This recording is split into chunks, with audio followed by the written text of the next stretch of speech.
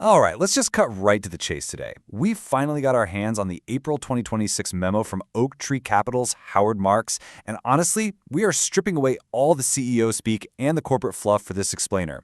The single biggest question on everyone's mind in the financial world right now is this: are we actually looking at a structurally sound growth story here, or are we staring down the barrel of the next massive financial bubble that's just been cleverly disguised as safe yield? Because look, they are heavily marketing the stuff to you. They're pushing it into retail portfolios and retirement accounts, pitching private credit and specifically direct lending as your magic ticket. They promise steady, high returns without that terrifying roller coaster ride of the stock market.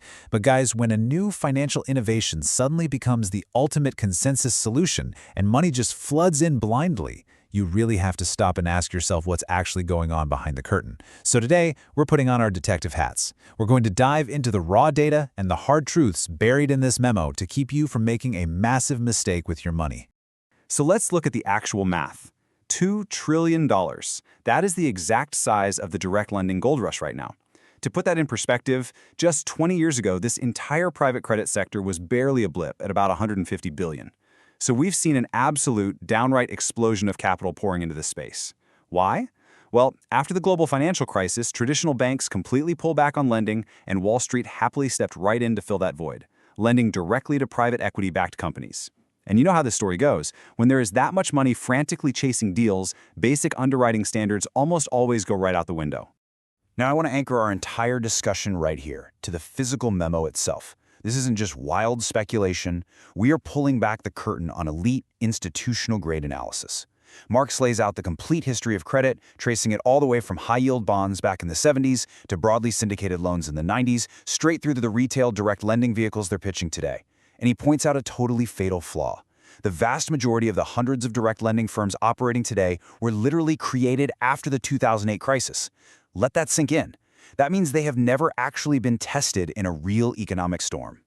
And a storm is exactly what we're entering. Here is the specific data point that changes absolutely everything: 5.25 to 5.50%.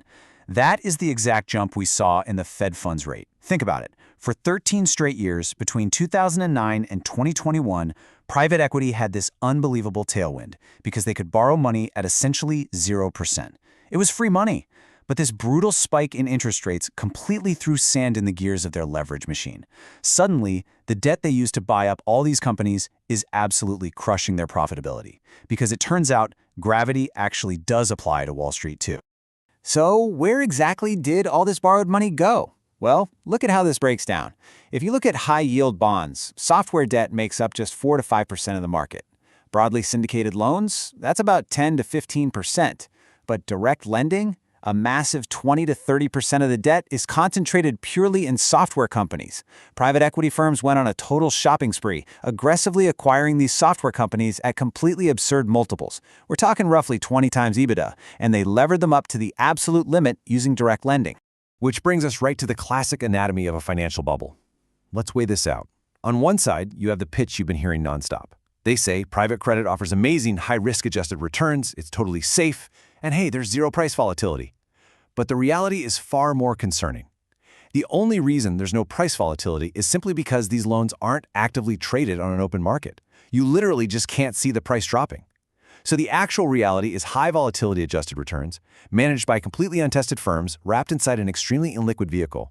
Marx actually quotes Warren Buffett's in the memo, saying, "First the innovator, then the imitator, then the idiot." But guys, here is the real missing piece, the smoking gun they conveniently buried deep on page 5 of this memo. The only reason direct lenders felt so incredibly confident pouring trillions of dollars into software companies was the widespread assumption of sustainable moats. They honestly believed that just because software requires a monthly subscription, those cash flows were practically guaranteed forever. It was pitched as the ultimate foolproof safe bet. But what happens if that supposed moat wasn't made of stone, but was actually made of ice? This right here is the one thing that actually moves the needle, the true catalyst. The market was completely asleep at the wheel until late 2025. Then, boom, in November 2025, Anthropic drops this immensely powerful new coding model. Fast forward to late January 2026, and 11 game-changing AI plugins hit the market to automate deeply complex tasks. By the first few days of February 2026, investors hit what we call a cognitive tipping point. Suddenly, everyone woke up and realized that artificial intelligence is massively, permanently reducing the need for human beings to actually write code. So let me translate what this actually means for your money into plain English. Artificial intelligence is actively wiping out the equity buffers of these massive software companies. Because AI can code now, the proprietary foundational value of these legacy software companies is basically crashing. And here is the terrifying part. When the equity value of a company drops, the cushion that protects the lenders completely evaporates. Those lenders, meaning the direct lending funds holding your retirement money, are suddenly wildly exposed with absolutely zero margin of safety. If you want hard proof that the private equity machine is already stalling out, just look at this number. 5.8%. That is the dismal, precise annualized return of U.S. private equity funds between 2022 and Q3 2025, according to the MSCI data Mark cited. Now compare that directly to the S&P 500, which delivered a very solid 11.6% over that exact same period. The cash distributions flowing back to investors are completely drying up. The so-called virtuous circle of private equity is breaking down right in front of our eyes. And all of this leads Marx to draw some deeply, deeply concerning historical parallels. He shifts the memo to discuss Andrew Ross Sorkin's book on the Great Crash of 1929. Now, you might be wondering why on earth bring up 1929 when we're talking about modern software loans? It's because the mechanics of financial euphoria, they just never change. Investors are rarely the dispassionate, calculating machines we all pretend to be. As history shows us time and time again, we go straight from flawless optimism to hopeless terror in the blink of an eye. I really want this quote to sink in for a second. The antidote to irrational exuberance is not regulation by itself nor skepticism, but humility. It's so true because human nature simply does not change.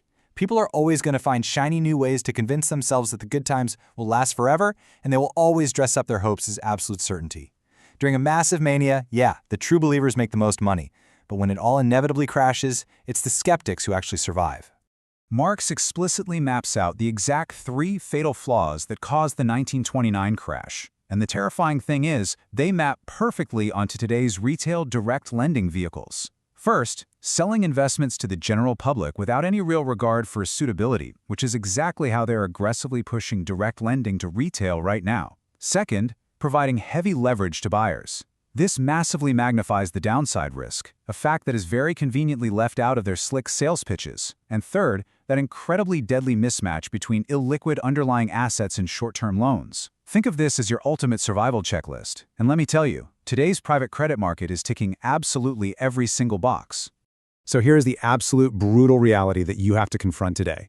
We've got 20 to 30% of a $2 trillion direct lending market that is levered to the gills on software companies whose competitive moats are actively being destroyed by AI. And guess what? The private credit funds are already starting to put limits on investor redemptions, meaning you literally can't get your money out when you want it. So I'm going to leave you with this one thought. When this AI catalyst fully plays out and this massive bubble bursts, will your portfolio be caught holding the bag? Stay skeptical out there, keep your standards high, and I will see you in the next explainer.